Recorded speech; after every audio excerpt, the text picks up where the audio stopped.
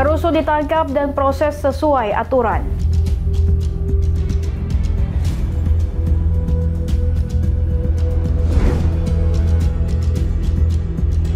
Cekcok dengan suami, seorang ibu nekat bunuh anak kandung.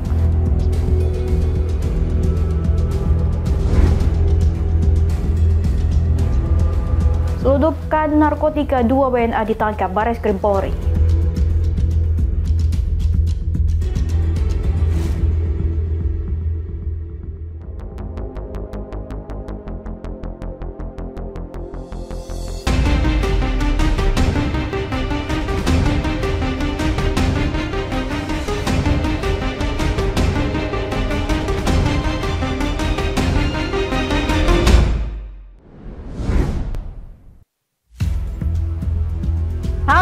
Selamat datang pemirsa setia Kriminal Sepekan. Senang sekali kami kembali hadir menyapa Anda. Program yang menyajikan rangkuman berita kriminalitas dari seluruh penjuru tanah air selama seminggu terakhir. Selain Junita akan menemani Anda selama 30 menit ke depan. Kita awali dengan berita-berita kriminal dari wilayah perkotaan. Baik, kita langsung saja ke informasi utama. Pemirsa, Kapolri Jenderal Listio Sigit Prabowo menegaskan jajarannya akan menangkap para pelaku kerusuhan yang akan diproses secara hukum. Listio Sigit mengaku mendapat arahan dari Presiden Prabowo Subianto.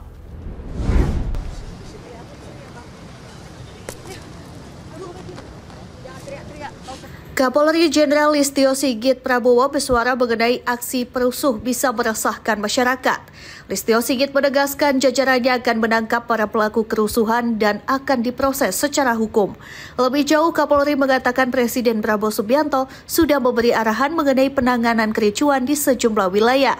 Polri berupaya menjaga situasi tetap kondusif agar masyarakat bisa beraktivitas seperti biasa.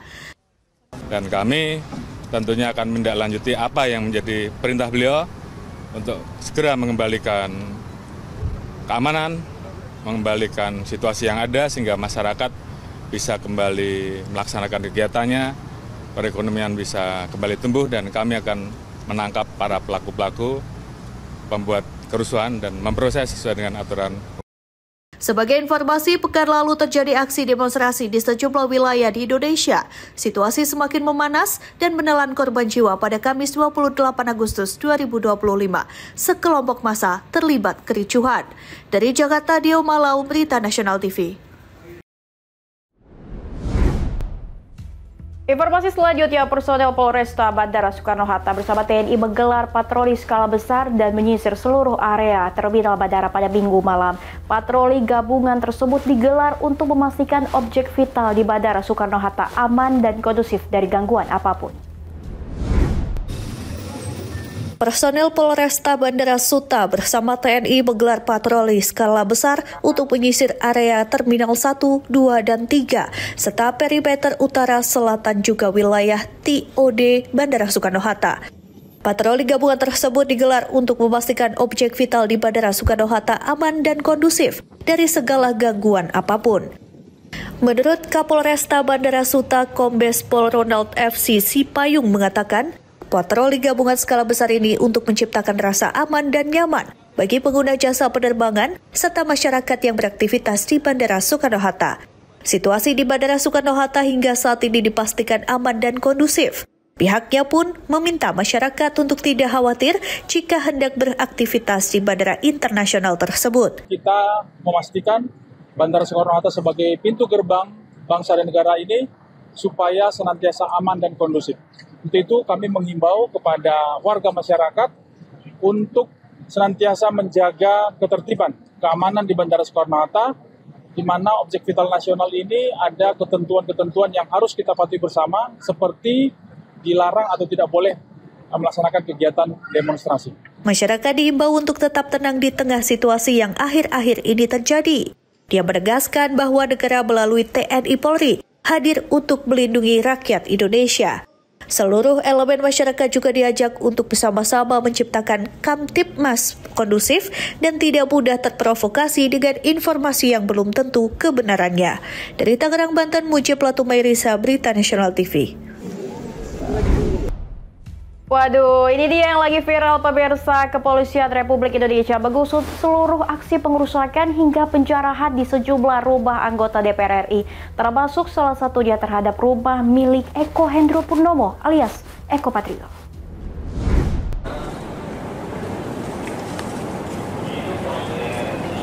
Rumah anggota DPR RI anggota fraksi PAN Eko Hendro Purnomo alias Eko Patrio diterobos massa. Sejumlah barang pribadi juga dijarah oleh massa serta sejumlah bagian sudut rumah Eko Patrio mengalami kerusakan parah. Kapolres Jakarta Selatan Kombes Pol Nicholas Ari Lilipali di Jakarta berbekal laporan tipe A atau laporan resmi yang dibuat anggota Polri atas tindakan anarkisme dari sekelompok orang yang merusak hingga merampas barang di dalam rumah milik anggota DPR RI, fraksi PAN, Eko Hendro Purnomo alias Eko Patrio pada Sabtu malam lalu. Penyidik dari Satreskrim Polres Jakarta Selatan mengusut dan menangkap para pelaku yang terlibat dalam aksi anarkisme tersebut. Saat ini, penyelidikan tengah dilakukan dengan memeriksa sejumlah saksi dan memeriksa CCTV, baik di dalam rumah maupun di sekitar kediaman milik Eko yang berada di Jalan Karangasem 1, Kuningan, Jakarta Selatan. Kami akan mengungkap para pelakunya atau dalam penjarahan. Berarti akan diusut ya Pak ya? Pasti ya? Kita sudah menangani, kita buat laporan polisi model A. Tim Liputan, Berita Nasional TV. Wah, ini masih terkait simpan pinjam. Pemirsa, di Treskrim Polda Banten menangkap Ketua Koperasi berinisial HS yang diduga melakukan penipuan dan penggelapan dana simpan pinjam. Sebanyak 203 nasabah menjadi korban dengan total kerugian mencapai 9 miliar rupiah. Inilah rekaman video penangkapan dan penyegelan Koperasi BMT Muamaroh yang berlokasi di Jalan Raya Anyar, Pasar Anyar, Kabupaten Serang, Banten. Koperasi yang berdiri sejak tahun 2003 ini mulai tercium modusnya pada tahun 2024 saat banyak nasabah mengaku sulit mencairkan dana simpanan. Koperasi ini menawarkan produk simpan pinjam untuk ibadah umroh atau haji serta tabungan pelajar. Nasabah juga dijanjikan profit sebesar 2% dari deposito. Namun sebanyak 203 korban melapor ke Polda Banten setelah keuangan mereka tak kunjung bisa dicairkan.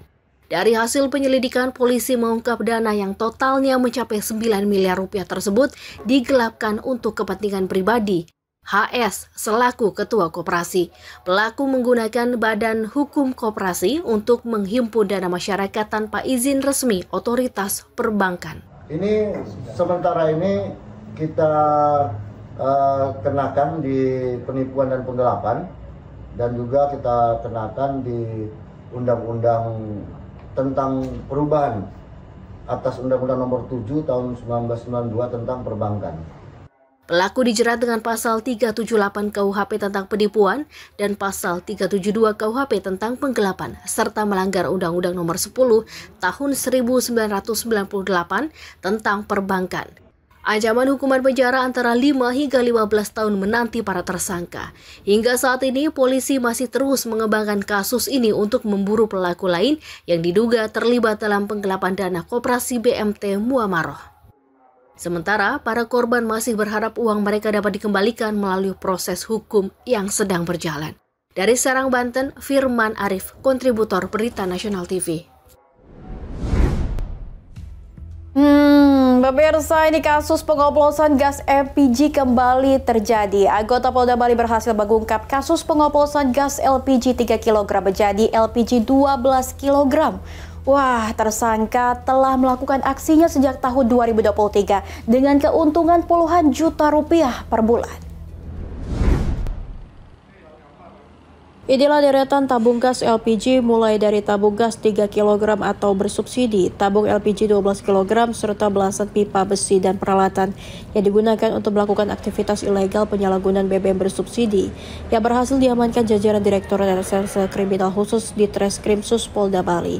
Dengan peralatan tersebut, tersangka Simplicius Anggul asal Nusa Tenggara Timur mengoplos gas LPG 3 kg menjadi LPG 12 kg di wilayah Kecamatan Kuta Utara, Badung, Bali.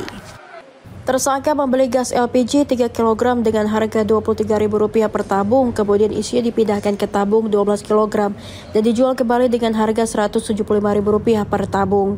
Tersangka mengungkapkan bahwa pasokan gas LPG 3 kg dari seseorang berinisial LCR di daerah Sangeh, Abian Semal, Badung yang saat ini menjadi buruan aparat.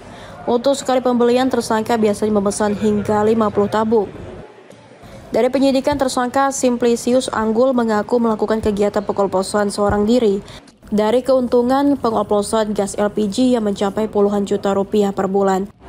Penyebab kecelakaan ini seperti apa? Salah satunya kasus ini ya? Ya, kasus ini juga ya, tentu kalau sudah ada perbuatan curang itu kan mempengaruhi distribusi ke masyarakat ya. Ini berkoordinasi dengan stakeholder ya untuk memastikan sebenarnya ini apakah karena distribusinya yang itu masih nanti dibicarakan oleh Pak Direktur ataupun dari tim kami ya. Atas perbuatannya tersebut, tersangka Simplicius dijerat pasal 40 Undang-Undang Nomor 6 Tahun 2023 tentang Cipta Kerja dengan ancaman hukuman maksimal 6 tahun penjara dengan denda hingga 60 miliar rupiah. Dari Bali, Bagus Raditya melaporkan. Pemirsa setia kriminal sepekan, jangan kemana-mana, sesaat lagi akan ada informasi cekcok dengan suami seorang ibu nekat bunuh anak kandung. Informasi selanjutnya akan kami hadirkan spesial untuk Anda.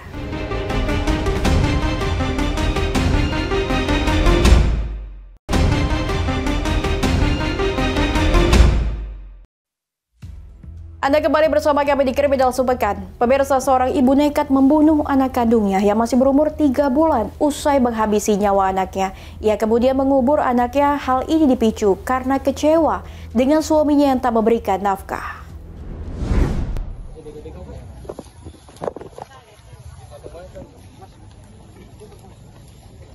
Misteri tewasnya seorang anak berusia 3 bulan di kampung Vietnam, distrik Sarmi, Kabupaten Sarmi, akhirnya terkuak. Dari hasil penyelidikan diketahui pelaku pembunuhan yaitu ibu kandungnya sendiri.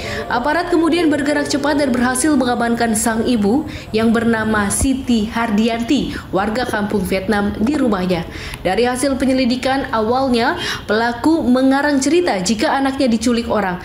Namun belakangan terkuak sang anak tewas dibunuh oleh ibu kandungnya sendiri lantaran kecewa dengan suaminya karena tidak diberikan nafkah.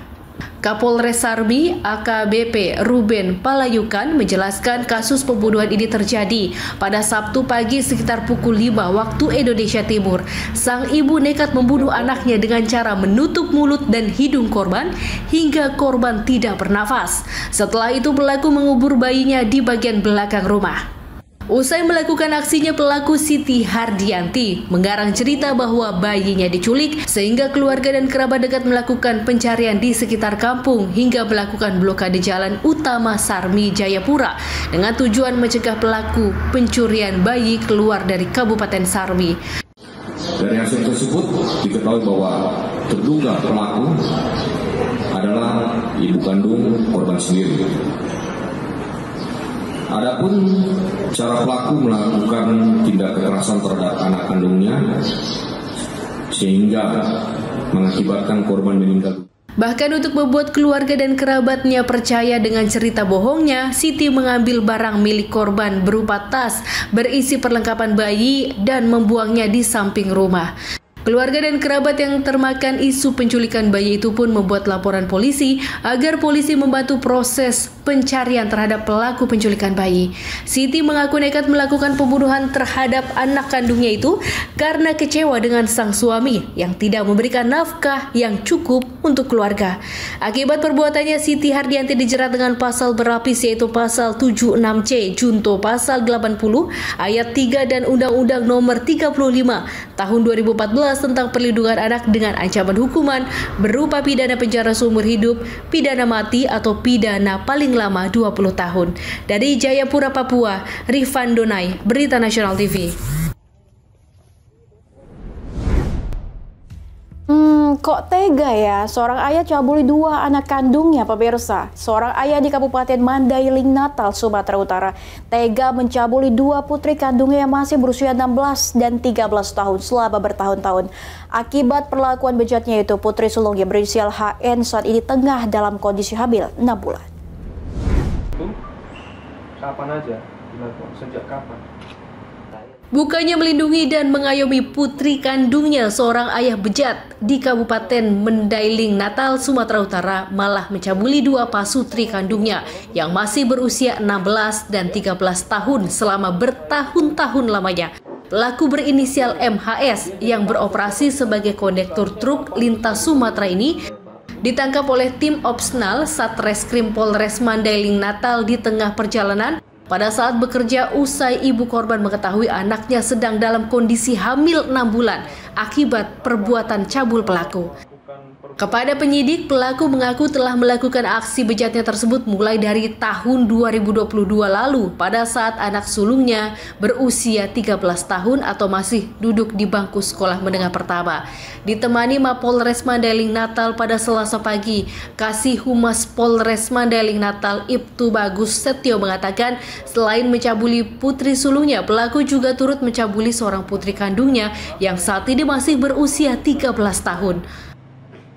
Motifnya karena pelaku jarang pulang ke rumah lantaran berprofesi sebagai kondektur truk lintas Sumatera. Pada saat pulang ke rumah, pelaku memiliki hasrat kepada anaknya pada saat anaknya beranjak remaja.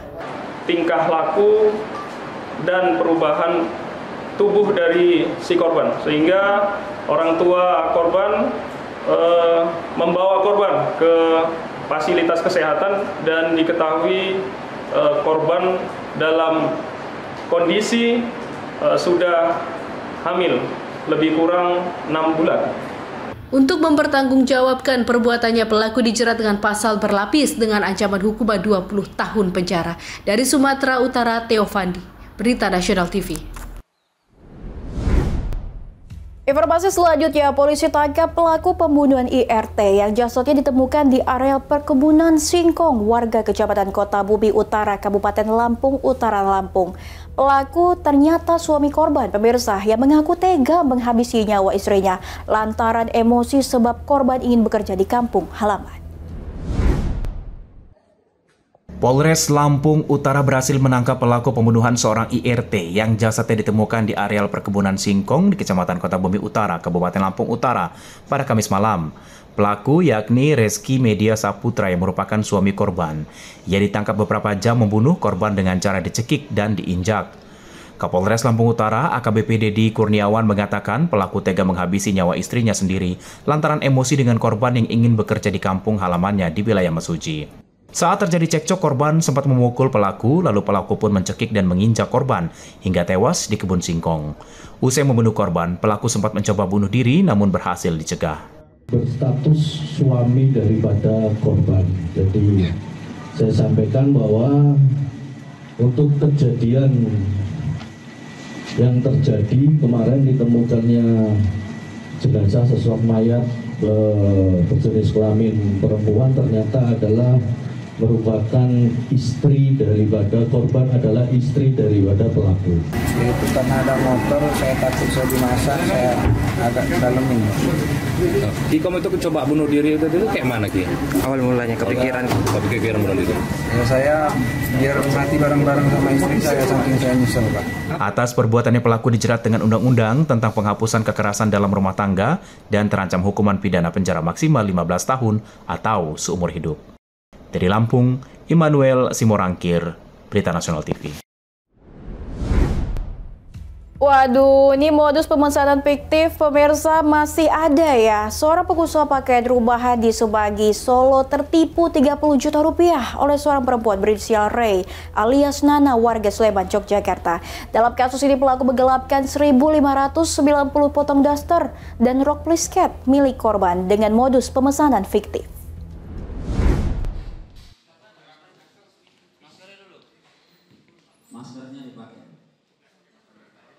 Inilah pelaku penipuan dengan modus pemesanan fiktif yang berhasil diringkus Satreskrim Polresta Solo. Pelaku merupakan seorang perempuan warga Sleman, Daerah Istimewa Yogyakarta dengan inisial Ray alias Nana. Pelaku hanya tertunduk lesu ketika dibawa ke Mapolresta Solo. Dalam kasus ini, pelaku menipu seorang pengusaha pakaian rumahan di Semanggi, Solo, Jawa Tengah. Pelaku menggelapkan ribuan potong daster serta rok plisket dengan modus pemesanan fiktif. Dari pemeriksaan pelaku, berdalih ada pesanan dari langganan tetap dalam jumlah banyak. Setelah barang berupa daster dan rok plisket disiapkan sesuai jumlah pesanan, pelaku mengarahkan barang tersebut untuk diantar ke rumah pacarnya karena jumlahnya banyak. Barang pun kemudian terjual dan uang hasil penjualannya ditransfer ke rekening atas nama tersangka.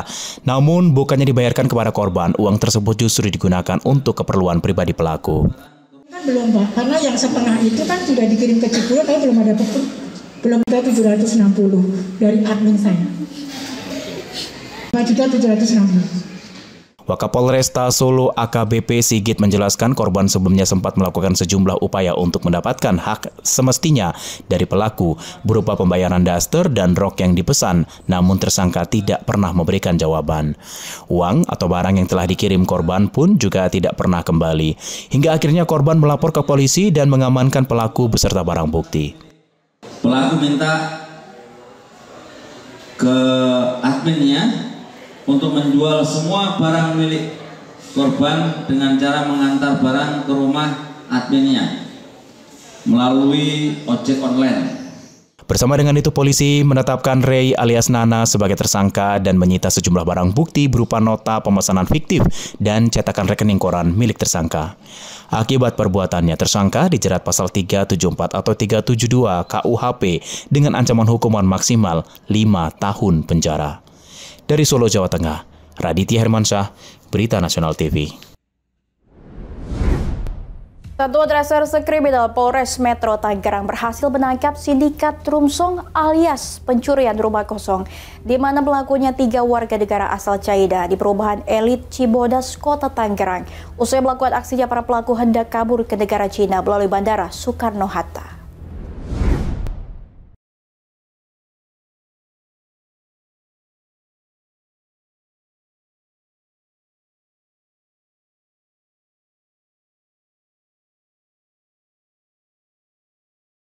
Inilah rekaman CCTV memperlihatkan saat pelaku sindikat Trumsong atau pencurian rumah kosong di perumahan mewah Panunggangan Barat Cibodas, Kota Tangerang memantau dan masuk ke rumah seorang wanita parubaya. Usai berhasil mencongkel pintu dengan sebuah linggis, pelaku berhasil menggasak harta benda milik korban. Kerugian korban ditaksir mencapai 4,5 miliar rupiah karena yang dicuri perhiasan seperti berlian, mutiara, dan uang tunai dalam bentuk rupiah dan mata uang asing. Gabungan Satuan Reskrim Polsek Jati Uwung dan Polres Metro Tangerang mengidentifikasi para pelaku ada di Bandara Soekarno-Hatta. 2 pelaku FS dan FX yang merupakan warga negara asing asal Cina hendak kabur ke luar negeri berhasil dibekuk. Sementara 1 orang DPO berhasil lolos ke luar negeri, petugas kepolisian terus melakukan pengembangan untuk mencari perhiasan dan uang tunai yang digasak para pelaku. Menurut Kompol Awaludin Kanur, Kasat Reskrim Polres Metro Tangerang mengatakan baru 2 orang pelaku yang berhasil ditangkap ketika hendak kabur melalui Bandara Soekarno-Hatta karena 1 orang pelaku sudah terbang ke Guangzhou, Cina. Adapun kerugian korban ditaksir mencapai 4,5 miliar rupiah. Namun pelaku dari tangkapan CCTV atau kamera di rumah itu ada 3 pelaku. Kerugian kurang lebih diperkirakan antara 4,5 miliar. Pelaku yang 1 sudah kembali ke daerahnya atau ke wilayah. Petugas kepolisian Polres Metro Tangerang berkoordinasi dengan Kedubes Cina karena pelaku merupakan warga negara asing. Kini para pelaku dijerat dengan pasal 363 KUHP pidana pencurian dengan pemberatan dengan ancaman hukuman maksimal 7 tahun penjara. Dari Tangerang, Banten, Muncit Platumairisa, Berita Nasional TV.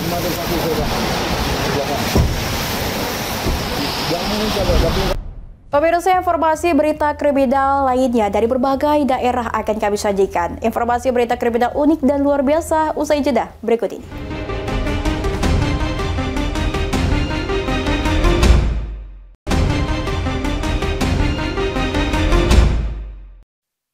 Pemirsa setia kriminal sepekan, Anda kembali bersama kami. Selundupkan amfetamin dari Malaysia. 2 warga negara asing ditangkap Subdit 1, Direktorat Tindak Pidana Narkoba Barreskrim Polri. Kedua pelaku ditangkap dengan barang bukti 10 kotak narkotika berbentuk minuman kemasan atau saset yang ternyata pemirsa berisikan kandungan amfetamin yang merupakan narkotika golongan 1. Penangkapan ini berawal dari tertangkapnya MR, seorang warga negara Malaysia di Bandara Soekarno-Hatta. Saat digeledah, polisi yang bekerja sama dengan pihak Bea Cukai Bandara Internasional Soekarno-Hatta menemukan 10 dus minuman kemasan yang setelah dilakukan pengecekan kandungan mengandung amfetamin yang merupakan narkotika golongan 1. Narkotika yang disebut sebagai happy water ini akan dikirimkan ke seorang pemesan yang tinggal di sebuah apartemen di kawasan Ancol, Pademangan, Jakarta Utara. Mengetahui informasi ini, polisi dari Subdit 1 Direktorat Tindak Pidana Narkoba Barreskrim Polri melakukan kontrol delivery dan berhasil menangkap Wei Zihao yang merupakan warga negara China. Melalui rilis tertulis, Dirtipid Narkoba Barreskrim Polri, Brigjen Pol Eko Hadi Santoso membenarkan penangkapan 2 warga negara asing ini. Saat ini kedua pelaku bersama barang bukti telah dibawa ke Barreskrim Polri untuk dilakukan pemeriksaan. Theo Fandi, Berita Nasional TV. Pemirsa, demikian berita kriminal sepekan telah menemani Anda. Selain Junita beserta Korea bertugas pamit undur diri. Tetap waspada, laporkan kejahatan dan mari kita ciptakan lingkungan yang lebih aman. Selamat malam dan sampai jumpa minggu depan.